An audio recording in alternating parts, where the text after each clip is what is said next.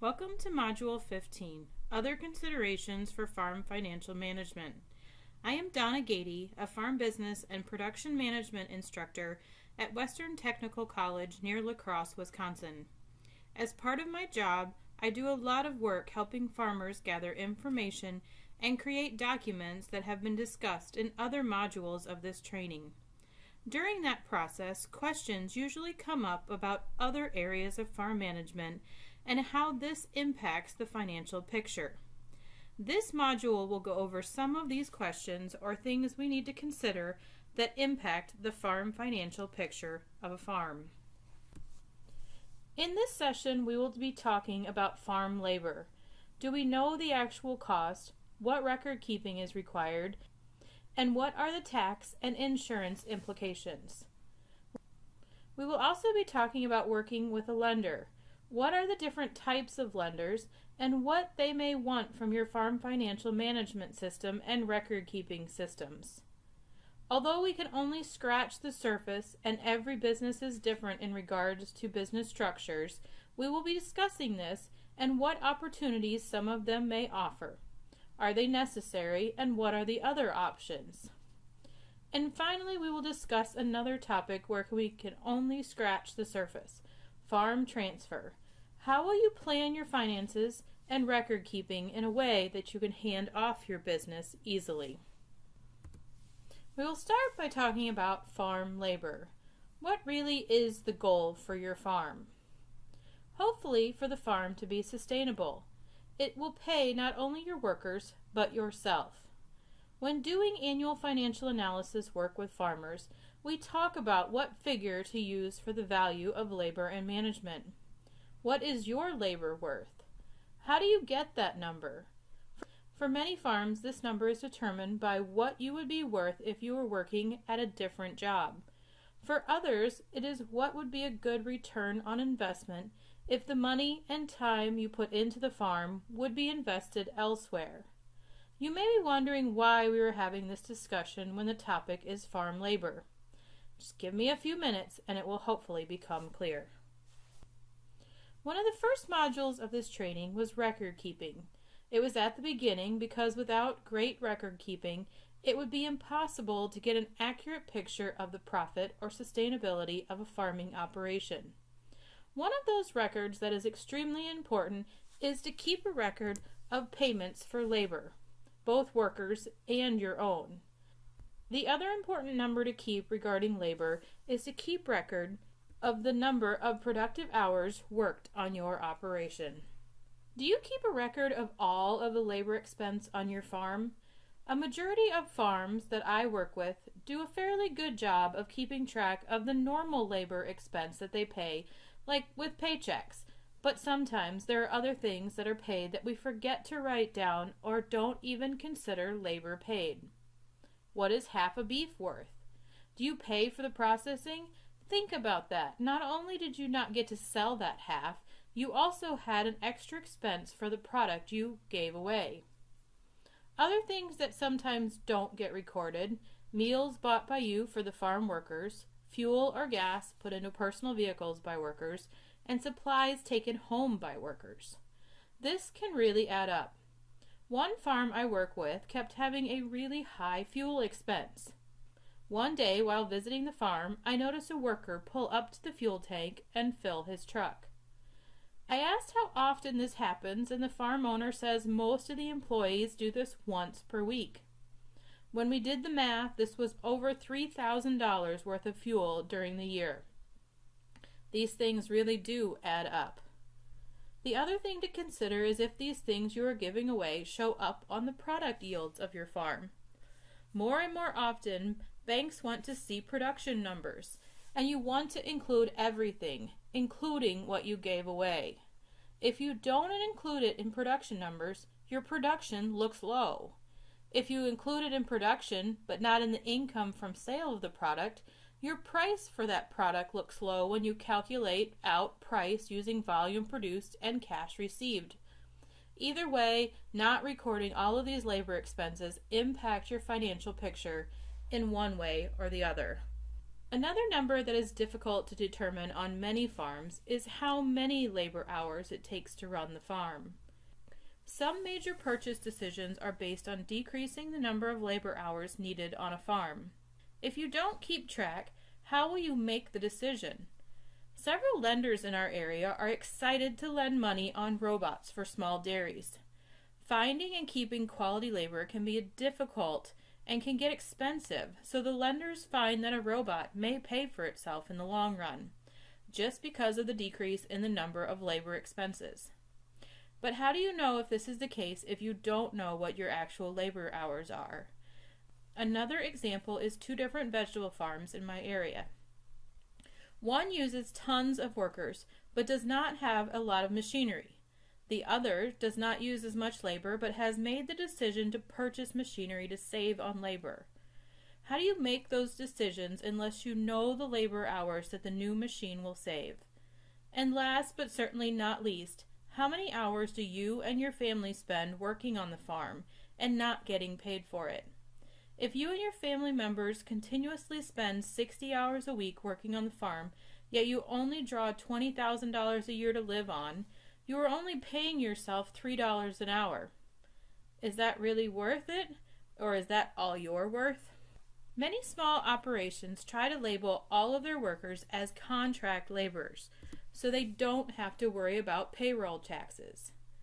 The rule should be that a contract laborer is someone that does something special on your farm, usually using their own equipment. Contractors are considered self-employed and usually do the same work for other businesses or farms. Please remember that if you pay a person above a certain amount, at this time it's $600 per calendar year, you must give them a 1099 at the end of the year. This could be your veterinarian, hoof trimmer, a mechanic that's working on his own, or a person doing construction on your farm. There is no way we can address all of the rules and responsibilities you will have if you have regular employees in a 30-minute webinar. This is a great place to remind you of some of the resources you have available to help you with this. The IRS has tons of information, charts, and worksheets available on their website. I also encourage people that have not calculated payroll taxes to contact an accountant to help you get started. They will also help you with the rules about health insurance, workers' comp, and unemployment, and all of the other regulations you will need to follow. Besides those, there are just a few things you need to consider. A safe working environment and training to stay safe. Training is important when it comes to safety. We take for granted that people are smart enough to keep themselves safe, but sometimes accidents happen, and training and proof of that training helps not only your employees, but also helps you if there's an accident and you need to prove that you did everything you can to prevent the accident. Correct withholdings taken and submitted is also important. This is where an accountant comes in handy if you get confused about withholdings and taxes. Some banks will also work with you.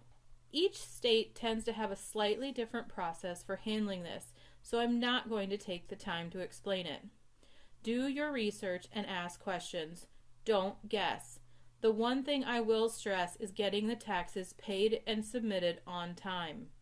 It is easy not to submit them, and some farms get way behind on getting them turned into the government. The IRS is not very nice and can charge very high fees to people that are late turning in withholdings. Make sure you offer insurance where applicable. Insurance is another area where you need to talk to someone local and knowledgeable about your requirements. This is also an area where you can attract a better employee and keep employees longer. Strongly consider what you can afford to provide for your employees before you hire them. Keeping informed about migrant work laws is important, as well as knowing what laws may be coming down the pipeline. I think back to the example I used earlier about hiring more labor versus using machinery on a vegetable farm. A few years ago, the farm that hires more workers had an issue getting his workers back one spring, not because they were illegal, but because of a new law that was being proposed, and they were nervous to enter the country, even legally. So make sure you follow through and really follow up on the migrant worker laws. This goes as well for the child labor laws. Do your research and follow the guidelines. What about overtime? Notice there's a question mark next to this. The question mark is for a good reason. Overtime is a very gray area in agriculture. For the most part, you do not have to pay for overtime hours if it is to do normal tasks. If a worker is leading a tour of the farm or working at a farmer's market, they should get overtime. A good rule of thumb is if it's considered farm work or if it's not. And then those pesky forms. As the employer, the paperwork is your responsibility. Obtaining an EIN, Employer Identification Number, is fairly easy. The forms are online. Have employees fill out the W-4 and the I-9 forms before they start work. You will also need to check with the employees periodically to make sure nothing has changed for them, like addresses or dependents. It is a good idea to keep these forms in a secure place to protect their personal information, such as Social Security numbers. Although not directly related to employees, Social Security is something I would like to discuss briefly. If you are married and you file income taxes as a married couple, but the farm is listed as a sole proprietorship, only one of the people is accumulating anything in a Social Security fund in their name. There are several ways to solve this problem, one of which is forming an LLC or corporation and pay the owners, which we will talk about next. The other solutions are to pay one of the spouses as an employee or to file your income taxes as a partnership instead of as a sole proprietorship. We're going to move on to ag lenders. It is really important to choose the right bank and the right banker. One of the first and most important issues pertaining to ag financing is finding the institution that fits your operation and the lender who understands your operation and what you're trying to accomplish. Look and see how involved the bank is in agricultural loans. What is their loan volume for ag compared to their volume in other types of lending? Visit the bank and see what their maximum lending limit to one customer is, and the comfort level of the institution in approaching this limit with one customer. If your credit needs are close to the maximum lending limit of an institution, or you feel that additional credit in the future will be needed that will exceed their lending limit, you may be better served going elsewhere. If you have a smaller operation, say with a credit need of $1 million or less, most community banks in rural areas have the ability to meet your needs. There are larger community banks that are very comfortable with ag lending and can handle a lot larger lines. However, a producer needs to see whether or not the bank has expertise in ag lending and whether they are comfortable with agriculture loans. This can be determined by visiting with the loan officer with whom you will be dealing. Explain your operation, your credit needs, and your future plans. You will within a few minutes know whether or not the loan officer has the knowledge, background, and expertise and desire to finance your operation by the questions he or she asked, his or her look and demeanor, and the amount of interest shown. All of this can be done by visiting the bank. You should also talk with fellow producers. Find out what kind of relationship they have developed with a particular lender and whether that lender is the type that will stay with you when times get rough. A good ag lender will work with a producer in times of market downturns, droughts, etc. Do not get with a fair weather lender. These lenders will loan when market conditions are good, but will not stay with you when there is a downturn. Good ag lenders know that all markets are cyclical and will stay with the producer as long as there is light at the end of the tunnel. It is desirable, if not crucial, that your loan officer have some agricultural background. It is even better if your loan officer actually owns an ag operation because they will follow the market, the news, and will understand the ups and downs of the market. Go for a good fit. Stay away from a lender who wants to tell you how to run your operation. You are there every day and know the operation much better than the lender, Explain your operation and your plans to the lender. If she or he is in agreement with your plans, has a comfort level with your financial condition, and the loan request fits the bank, then they should make the loan and stay out of the way. If they do not agree with it, then they should not make the loan. There are several things that your ag lenders may request from you even at your first visit. The first thing is a recent balance sheet. Many banks want these at 30 days or less, or 60 days or less as far as the age. Make sure it's accurate and up to date. They also may ask for income tax returns, and usually multiple years. They will also look at the cost of the operation or the improvement that you're trying to get a loan on. Make sure you have your proper projections and you know approximately how much money you're going to need to borrow. A month-by-month cash flow projection is also asked for frequently. This is a month-by-month, not an annual. Make sure you can pay all your bills every month. And then if there is an off-farm income, they will also ask for verification of this. This is just to make sure you can pay your living expenses. When talking to lenders, a lot of times they use the 5 C's of credit. The first is character. This is really your background, your financial history, education, and work experience. Capacity is cash flow. Can the farm constantly make enough money to pay the expenses, especially the loan fees? Capital is your balance sheet, not just the total assets, but is it balanced enough in short-term assets to cover short-term liabilities? The same for intermediate and long-term. Collateral. Are the assets pledged to cover the loan actually going to cover the loan if they need to? You may want to spend $3,000 on an animal of really good, high-quality genetics, but if you are the only one willing to pay that, is she really worth that? To a bank, she may only be worth $1,500, and the bank is not going to loan you $3,000 to buy her. And last are the conditions of the loan. The loan amount, the interest rate, and the length of the loan are spelled out. These are the 5 C's of credit. To any ag lender, there are some red flags that you need to recognize and make sure that you don't fall under any of these categories. The first is not fully disclosing financial history. Are you giving the bank all of your financial information? Next is an unwillingness to discuss all information. Are you willing to discuss all aspects of what you are going to use the loan for? If you are unwilling to do this, they may not give you a loan. Another red flag is if the borrower is not willing to invest his or her own funds in the operation or in the purchase. If you have money in the bank but aren't willing to use your own funds, the banker may have a question on the feasibility of the project. Another red flag is insufficient collateral.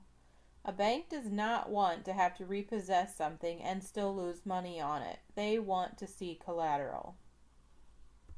If you're seeking credit far from home, the bank may wonder why there are no banks in your area that are willing to make this loan.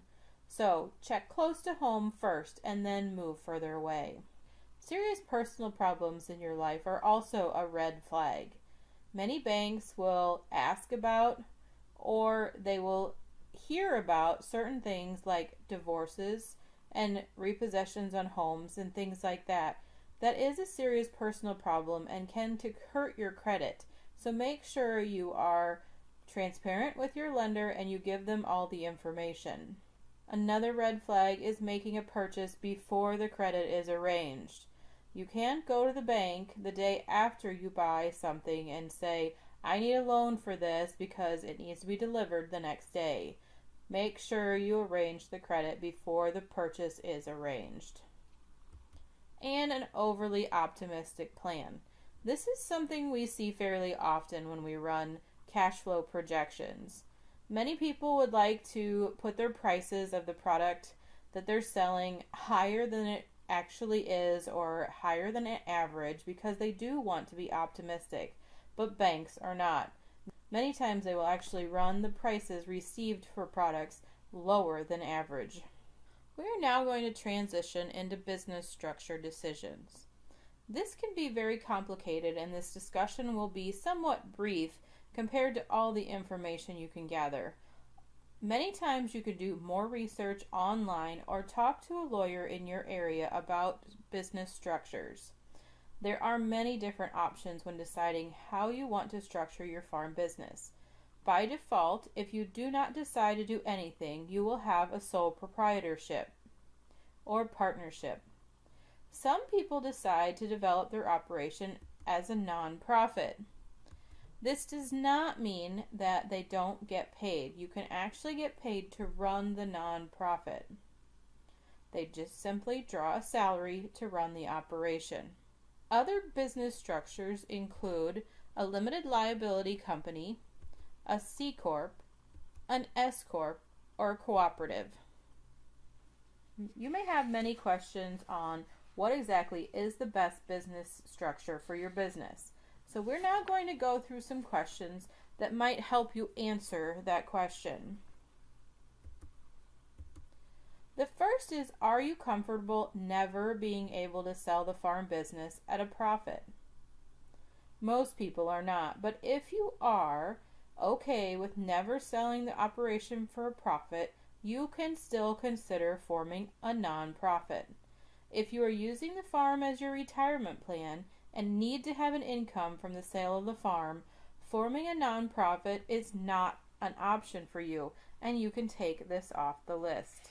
Are you okay with having separate personal and business bank accounts and doing paperwork in order to protect your personal assets from liability as well as gain potential tax benefits?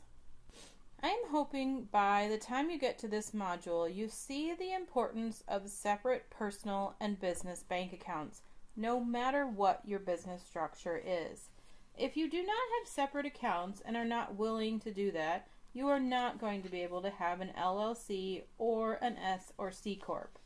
So what exactly is limited liability? If you select a business entity that gives you limited liability, then the farmer's personal assets are protected from business liabilities. This protects your personal assets such as stocks, vacation property, and other personal resources. It does not protect business assets from business liabilities. Machinery, buildings, and animals are all part of the business. I have seen a few farms that have had the land in one LLC and the farming operation in a second LLC. The second simply pays rent to the first for the use of the property. An LLC or corporation also comes with a cost. There is annual paperwork and taxes have to be done, as well as separate bank accounts. Do you plan to seek funding from venture capitalists or ever go public and sell shares? This may seem like an odd question to some of you, but there are some farms that are considering this. These entities are best suited for a C corporation. Is one member, one vote important to you as a strategy for how owners govern the business, regardless of actual ownership percentage? If you answer yes to this question, you can look into a cooperative, one member, one vote.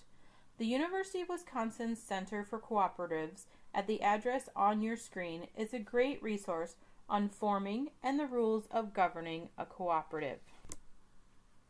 Will the business have more than 100 owners, owners who are not U.S. citizens, or owners who are not natural persons? This helps make the decision between an S Corp and an LLC. S Corps may not have more than 100 shareholders, and all shareholders must be natural persons who are U.S. citizens. A natural person is simply a person. It can't be a trust or another LLC. Again, some may ask, why would I need 100 owners? I have already seen advertisements for people to own a piece of a farm and have interest in that business. If this is something you want to try for your farm, you cannot be an S Corp. Does the farm business anticipate offering different types of ownerships, such as different priority for return of one's investment, different bases for receiving distributions, or different eligibility for voting. If you answer yes to this question, an S-Corp is also not something for you to form. An S-Corp can't create more than one class of shareholder or level of shareholder. If you would like more information on business structure, there is a great resource out there from the Farm Commons called Farmer's Guide to Choosing a Business Entity. You will have to sign in and create an account at Farm Commons, but this resource is well worth the time it will take to do that. All the modules up to this point have been aimed at keeping the farm in business. As we start to conclude the training, we move to a discussion on how to conclude the business, or at least your involvement in the business. This may not be something you want to talk about, but my recommendation is to begin with the end in mind. As you begin or reevaluate your business, I ask you, what is your end goal? There are many reasons for wanting or having to leave the farming operation. Retirement and death are just two. Transitioning the operation to a child or your children is certainly one of the main ones, but so is divorce. Moving to another area or getting that once-in-a-lifetime job opportunity are also possible. So remember, begin with the end in mind and plan ahead. Also remember, it is not just the transfer of physical assets that have to be worked out. Who will provide the labor for the operation, both in transition and after the transition is complete? Can the operation afford to hire labor if the older generation does not provide any? Is there enough money to pay the younger generation for their labor during transition? One of the most difficult things to transition is the management duties and decision making. It can be very hard for the older generation to give this up, and it can make for some very intense conversations between family members. It's also confusing for employees. Who do they answer to? So it's not just the assets that need to be transferred. Our last discussion talked about business structure. Business structure does make a difference when we talk about transfer and sale of the operation. Legal structure will dictate who is allowed to make legal decisions. So make sure when you're setting up your business structure, you pay attention to how people can exit and enter the operation. Be prepared, plan ahead. Many farm transfers are family transfers. This in itself creates some challenges. Farm transfer from one generation in a family to the next has a unique set of challenges. I see it over and over again. The transition takes too long for the younger generation. If you consider a young person that starts working on the farm right out of high school, it may be 30 or 40 years before their parents are willing to completely turn the farm over to them. If there is no plan for transition, they may work for decades without seeing any increase in equity for all of their work. Throw into that mix those children who choose a different path and are not planning to farm. Things can get very complicated. Many parents want things to be fair, but don't know what fair really is. I cannot stress communication and planning enough when it comes to family transfers. There are many resources available to families to help with planning the transfer, and bringing in an outside resource helps diffuse some of the family stress that can occur during transfer discussions. Communication truly is the key to any transfer. Every family member should come up with goals, and those goals should be discussed. If you think back to the child that starts working on the farm right after high school, it is much easier for everyone involved if, from the beginning, all the family members know how much he or she is getting and how it will transition. For instance, if all the family's members know that he or she is getting not only a small salary, but building a certain amount of equity in the farm from the beginning, it is much easier For example, if that child is receiving 2.5% equity in the farm every year, and everyone knows that, then in 20 years he or she will own 50% of the operation. Setting up a schedule like this makes it clear from the beginning how the farm will transfer. The younger generation sees that they are building equity, and everyone is on the same page from the beginning. One of the first things that is usually discussed during farm transfer talk is the transfer of assets.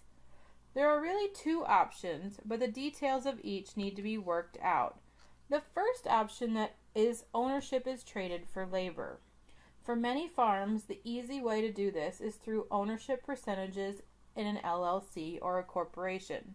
If the farm is a sole proprietorship or partnership, care should be taken when assets are transferred, especially if it's done through percentage ownership changes. When doing an asset transfer in exchange for labor, tax issues may arise, so make sure to talk to your accountant before starting the process. The other issue that arises is that the asset should be owned free and clear. If a loan exists on the asset, ownership transfer needs to be discussed with the lender, because they don't want to risk repossessing an asset that is only 50% owned by their customer. Another option is to sell the asset to the next owner.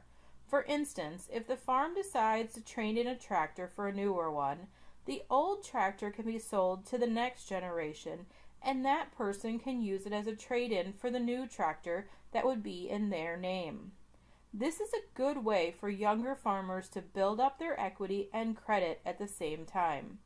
As with the ownership traded for labor, these assets should be free and clear from debt, or arrangements need to be made with the lender to clear the debt before the transaction takes place. So what about giving away assets? Giving away assets may sound like the easy way to transition, but there are some rules that apply, primarily gift tax rules. There is a certain amount you can give a person per year without it having to be reported to the IRS. This amount can be given to all heirs, including sons, daughters, and daughter and sons-in-laws, and as long as no person receives more than that amount, it does not have to be reported. If any one person receives more than that annual amount, the amount has to be reported. To make things more complicated, if the amount is over the per person annual limit, that amount goes against the gift tax exemption, which is the amount any one person can give away as a gift. It sounds confusing, but here is an example. According to 2017 rules, if son 1 receives $14,000, daughter 1 receives $14,000, as well as daughter-in-law, none of this needs to be reported and does not count towards the gift tax exemption amount.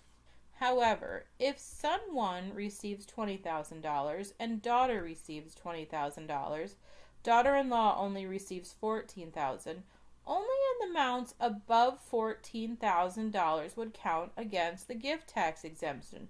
So in this case, it would just be a total of $12,000 that would count against the gift tax exemption. So what about gift of shares in an LLC or a corporation? If your operation is organized as an LLC or a corporation, gifting shares to the next generation is fairly easy. The other factor in this is that the enterprise does not have to have shares valued at the full value of the farm. So instead of an operation having shares worth the $1 million, it might be worth on the balance sheet. The value of all the shares could be only $750,000. This helps with taxes when we give away assets.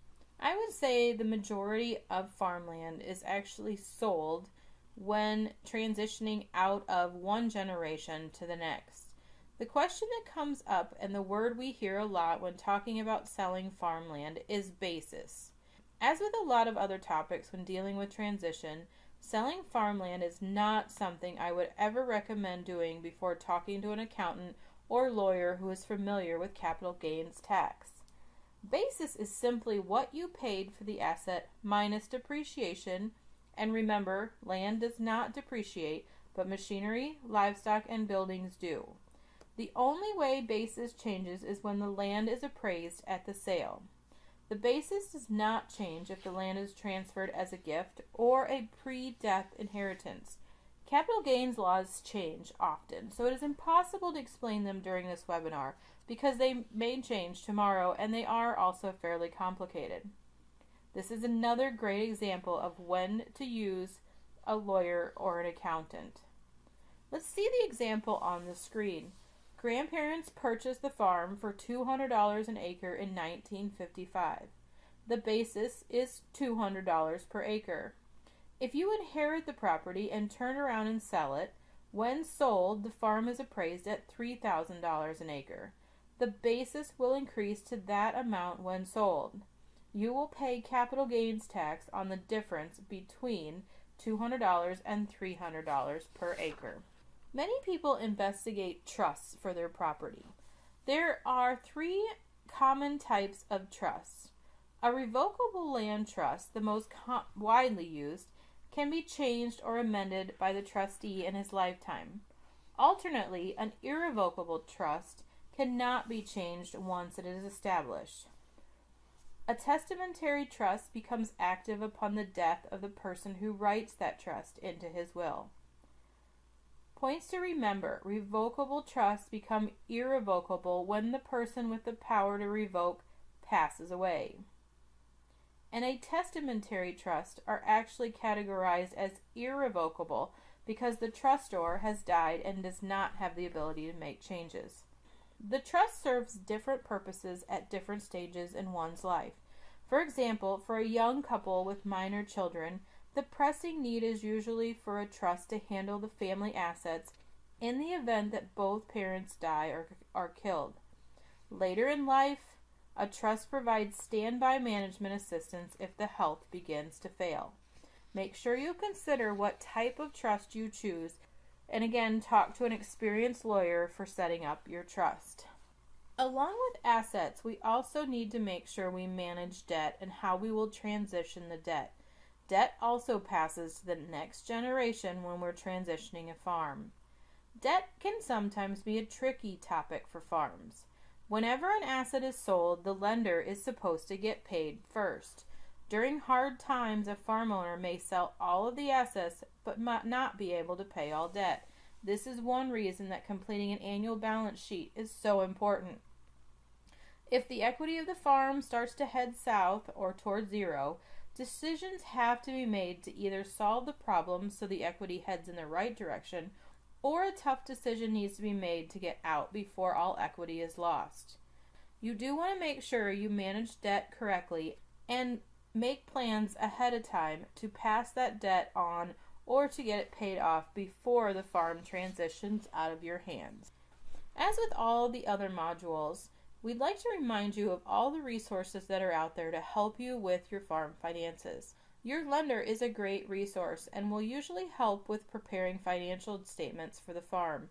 I also recommend having an accountant that you can work with as well.